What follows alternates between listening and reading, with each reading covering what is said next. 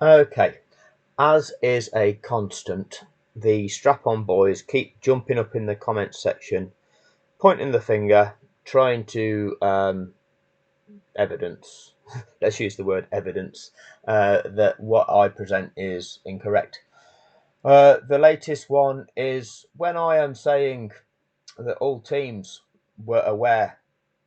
You get in the comment, ha ha, so you're saying that all the teams and all the drivers got together to make a plan to make sure that Lewis Hamilton wouldn't win the championship. You think that would have happened? Ha ha, conspiracy theorists, conspiracy theorists, this is what they're like, okay? Kids, that's not what I said. Don't put words into my mouth. I didn't say that. I said an outline agreement was reached between the teams, and this is why.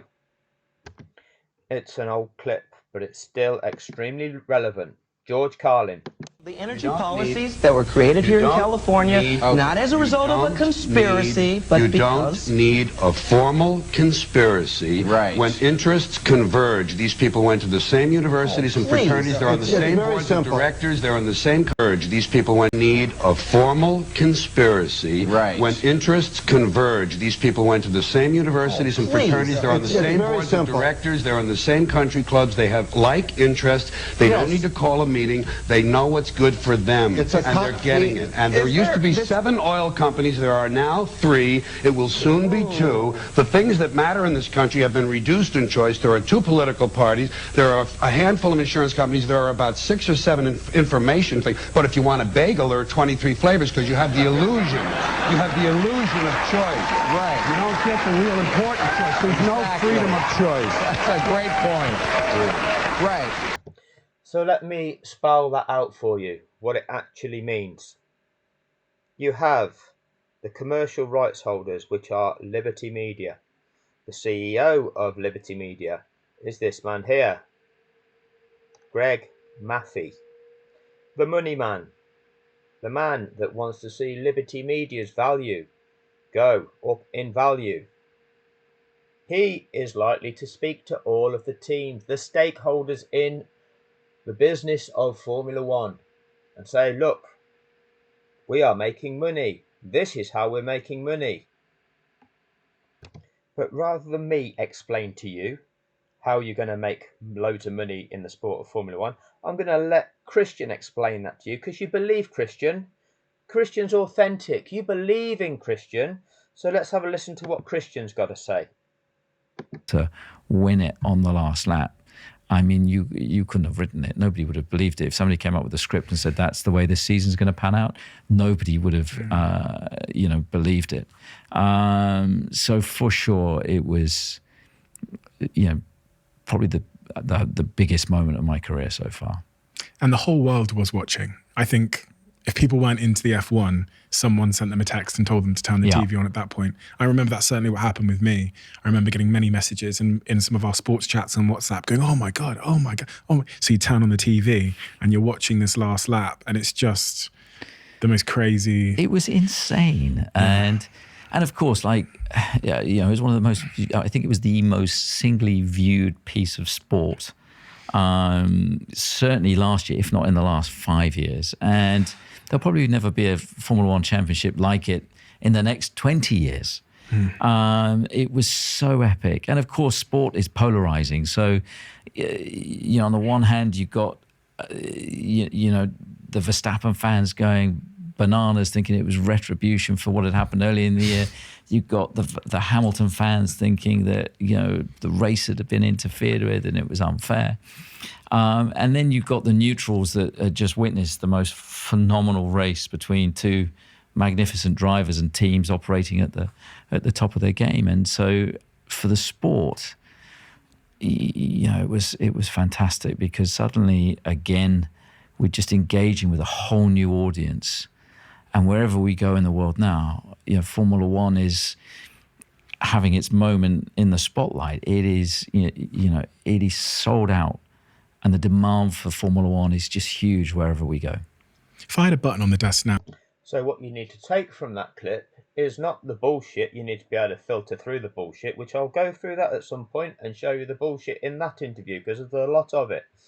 You need to understand that Greg Maffei, or somebody like Greg Maffei, will sit down with all of the team principals, with the FIA, with the likes of Sky Sports, F1, the broadcaster, and say, hey, we have now got this situation which is attracting a huge amount of interest. We don't want to turn people off, because whilst we've got this many eyes on the sport, it causes a huge raise in the value of the sport. The sport is a global marketing roadshow. How you increase the value is having more people watch it. More brands get seen, more eyes on the brands is better for marketing. More potential customers, more people seeing these brands, their brand logos, more people then thinking, oh, I know, I'll buy that product. I've seen their brand in Formula One. That must be a good brand. That's what the whole product is all about. So, you've got this new set of fans that are attracted because, wow, what's going on in Formula One? Wow, something exciting's happening. If we end a race behind a safety car, these fans don't understand it. And as such, they might think, oh, it's not the sport for me. It's a bit boring. I don't really get that. So teams, do you think it's a good idea that where possible, can we do everything in our power to try and avoid ending this race behind a safety car?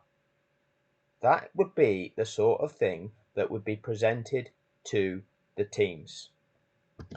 And the teams would all go, oh, yes.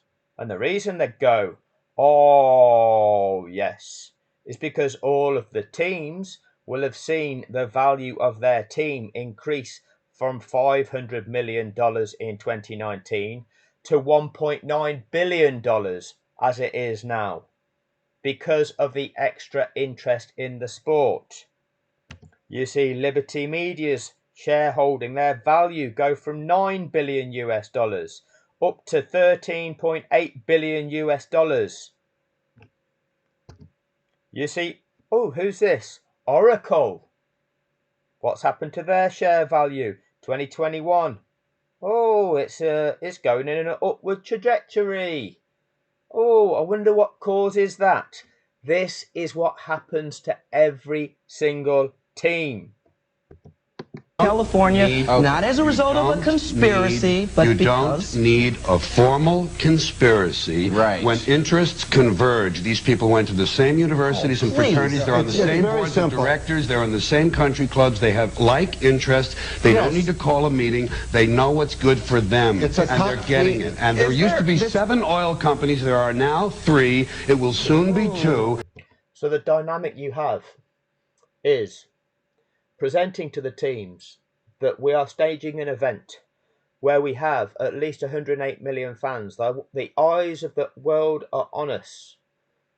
Where possible, we want to make sure this car enters a race so that therefore fans get to see something that they find exciting, exhilarating, and therefore are motivated to want to carry on watching it.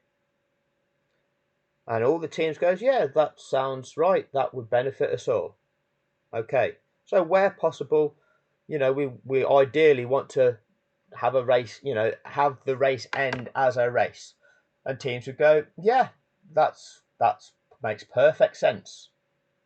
That is not, number one, it's not permissible if you break the rules to accomplish that. You have to administer a sport in accordance with the rules of the sport.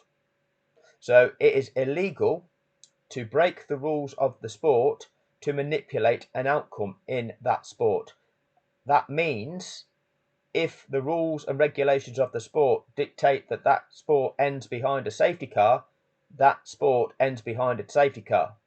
It is illegal, it's fraudulent to do it any other way. This agreement between teams it's irrelevant. It's utter bollocks. You're not allowed to do it. And if you don't understand that, you don't know what you're talking about. You're not allowed to have these agreements to change the rules of the sport to facilitate a certain ending. Imagine the two teams that play in a World Cup final for football will say, oh, well, ideally, we don't want to see this go down to a penalty shootout. It'd be much better if this ended like with one of the teams winning by scoring a goal in open play, wouldn't it? And both teams would go, oh, yeah, we can see that because we can realise that, some people get turned off by a penalty shootout.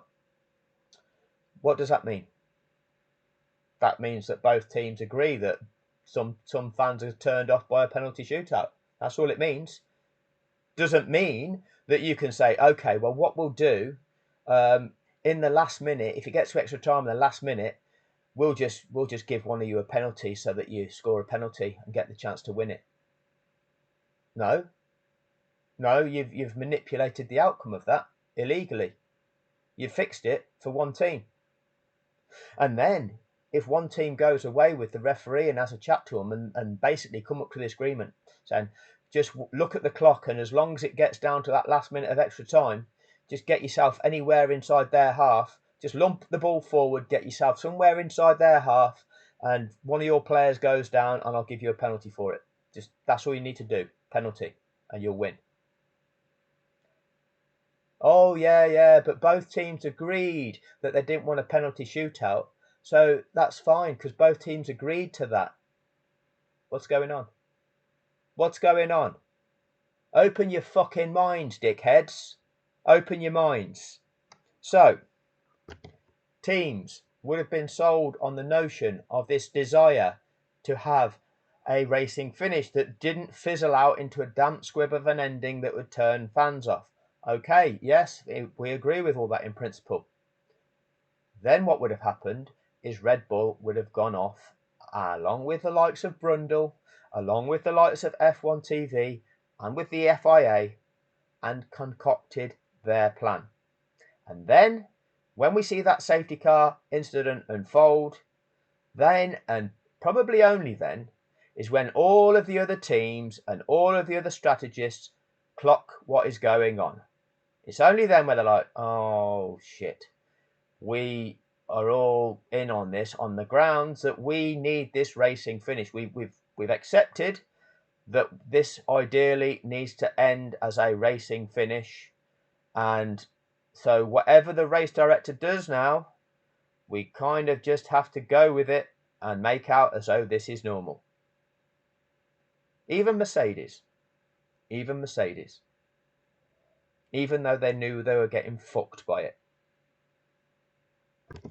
Because if you called it out, you would expose the sport. If you called it out, financially, you're going to lose. Your team isn't going to grow in value from 500 million to 1.9 billion. There's going to be a turn-off of fans, and therefore the value of your team's back down to the 800 million mark. Oh, you've just wiped out off 1.1 billion of every team in the sport due to calling out corruption. Oh, you're not going to be popular there, are you? You're not going to be popular. Oh, yes. We'll just go with what Michael Massey says.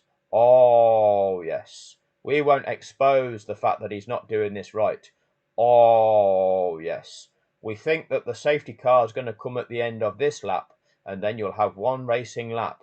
Oh, yes. It's all about the money. And it's all about the money for all parties. All 10 teams have seen this general trend of this increase in value of their business. When interests converge, there doesn't have to be a structured conspiracy. They'd got the implied agreement because it benefited them all. One went away and then manipulated the situation. One went away and contrived it, and the others realised it, but fell into line and didn't call it out. That is what happened.